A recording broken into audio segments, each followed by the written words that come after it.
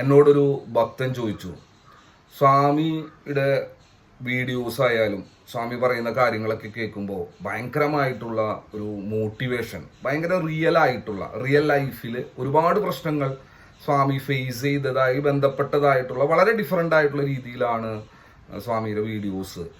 എന്തായതിനുള്ള കാരണം എന്ന് എന്നോട് ചോദിച്ചു. ഞാൻ പറഞ്ഞു, എൻ്റെ ജീവിതാനുഭവമാണ്. ജീവിതാനുഭവം എന്ന് പറഞ്ഞാൽ ഒരുവിധമുള്ള എല്ലാ പ്രശ്നങ്ങളിലും ഞാൻ പെട്ടിട്ടുണ്ട്. പിന്നെ വളരെ വളരെ പാവപ്പെട്ട ഒരു കുടുംബത്തിൽ ജനിച്ചിട്ടുള്ള ഒരാളായതുകൊണ്ട് തന്നെ എല്ലാ തരത്തിലുള്ള ദുരിതങ്ങളും അനുഭവിച്ചിട്ടുണ്ട്. അതിൽ നിന്ന് സമ്പത്തിലേക്ക് വന്നപ്പോൾ അതിൻ്റെതായ എല്ലാ ഗുണങ്ങളും അനുഭവിച്ചിട്ടുണ്ട്. ബിസിനസ്സുമായി ബന്ധപ്പെട്ടുള്ളതായതുകൊണ്ട് തന്നെ ബിസിനസ്സിലുള്ള എല്ലാ ചതിക്കുഴികളെയും ഞാൻ ഫേസ് ചെയ്തിട്ടുണ്ട്.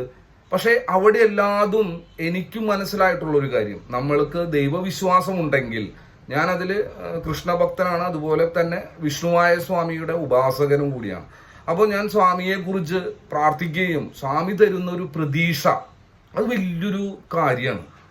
ജീവിതത്തിൽ നമുക്കൊരു പ്രശ്നം ഉണ്ടായാൽ നമ്മളുടെ പ്രശ്നങ്ങളെ കുറിച്ചാണ് ആൾക്കാർ സംസാരിക്കുള്ളൂ. നമ്മൾ എന്തുകൊണ്ട് പരാജയപ്പെട്ടു, എന്താണ് നിങ്ങൾ ചെയ്തതിലുള്ള തെറ്റ്, ഇതൊക്കെ ചൂണ്ടിക്കാണിക്കാൻ ഭയങ്കര ഇൻട്രസ്റ്റ് ആണ് നമ്മളുടെ ബന്ധുക്കൾക്കായാലും സുഹൃത്തുക്കൾക്കായാലും കുടുംബക്കാർക്കായാലും ഇനി സമൂഹത്തിനടക്കം നമ്മളുടെ തെറ്റുകളെ ചൂണ്ടിക്കാണിക്കാൻ ഭയങ്കരമായ മിടുക്കാണ്.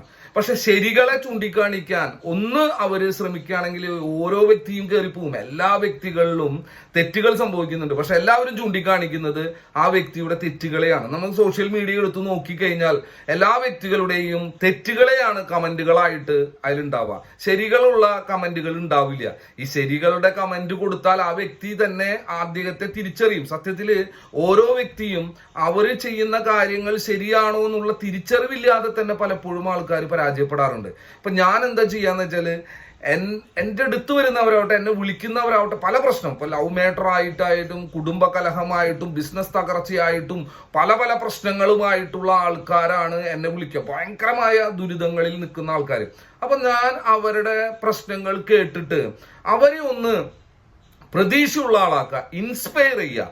ഇങ്ങനെ എന്തെങ്കിലുമൊക്കെ ചെയ്തു കൊടുക്കുമ്പോൾ അവർ തന്നെ അവരുടെ ജീവിതത്തിലെ ശരികളെ കണ്ടെത്തി അവർ വിജയിക്കുന്നതായിട്ട് കണ്ടിട്ടുണ്ട്. നമ്മൾ കാരണം ഒരാൾ രക്ഷപ്പെട്ടു പോവുകയാണെങ്കിൽ രക്ഷപ്പെട്ടു പോട്ടെ, അതല്ല ശരിക്കും പറഞ്ഞാൽ വേണ്ടത്. നമ്മൾ പരാജയപ്പെട്ടു എന്ന് വിചാരിച്ച് വേറൊരാളും കൂടിയും പരാജയപ്പെട്ടിരുന്നെങ്കിൽ എനിക്കൊരു കൂട്ടായേനെ എന്ന് ചിന്തിക്കുന്ന ഒരു സമൂഹത്തിൽ നിന്ന് നമുക്കൊന്ന് വ്യത്യസ്തരാവാം. എല്ലാവരും വിജയിക്കട്ടെ എന്നേ. എല്ലാവർക്കും പ്രശ്നങ്ങളുണ്ട്, എല്ലാവർക്കും പരാജയങ്ങളുണ്ട്, എല്ലാവർക്കും പലതരത്തിലുള്ള ബുദ്ധിമുട്ടുകളുണ്ട്. പക്ഷെ അവിടേക്കും നമുക്കൊരു പ്രതീക്ഷയാവാനും ഒരു അത്ഭുതം 100% ഞാൻ വിഷ്ണുവായ സ്വാമിയിൽ വിശ്വസിക്കുന്നു. ഞാനിത് പ്രചരിപ്പിക്കാനും കാരണം നമ്മൾ എപ്പോഴും നമ്മുടെ ജീവിതത്തിൽ ഒരു അത്ഭുതം പ്രതീക്ഷിച്ചുകൊണ്ടിരിക്കണം. എപ്പോഴും അത്ഭുതങ്ങളെ കുറിച്ച് നമ്മൾ ചിന്തിക്കണം. എന്തിനാണ് പരാജയത്തെ കുറിച്ച് ചിന്തിക്കുന്നത്, എന്തിനാണ് ദുരിതത്തെ കുറിച്ച് ചിന്തിക്കുന്നത്, എന്തിനാണ് നമ്മളുടെ പലതരത്തിലുള്ള കാര്യങ്ങളെ കുറിച്ച് ചിന്തിക്കുന്നത്? നമുക്കൊരു അത്ഭുതം ചിന്തിച്ചൂടെ? അതൊരു ഹാപ്പിനെസ് അല്ലേ? എപ്പോഴും നമുക്ക് നല്ല കാര്യം നടക്കും, നമുക്ക് അങ്ങനെ നല്ലൊരു ജീവിതം കിട്ടും. ആ ഒരു സ്വപ്ന ലോകത്തിൽ നമ്മൾക്ക് ജീവിക്കാൻ തുടങ്ങുമ്പോൾ അതൊരു സന്തോഷമല്ലേ? നമ്മൾ എന്തായാലും പരാജയപ്പെടും എന്ന് ചിന്തിച്ചിരിക്കുന്നതിൽ എന്ത് സന്തോഷമാണ് നമുക്കുള്ളത്? അപ്പൊ നമ്മൾക്ക് നല്ലൊരു ജീവിതം ഉണ്ടാവുമ്പോൾ എല്ലാവർക്കും നല്ലൊരു ജീവിതം ഉണ്ടാവും നമ്മൾ വിശ്വസിക്കുക, അതിനുവേണ്ടി പ്രവർത്തിക്കുക. പൊയ്യാറ മഠത്തിലെ വിഷ്ണുവായ സ്വാമിയും ചാത്തന്മാരും എന്നും കൂടെ ഉണ്ടാകും.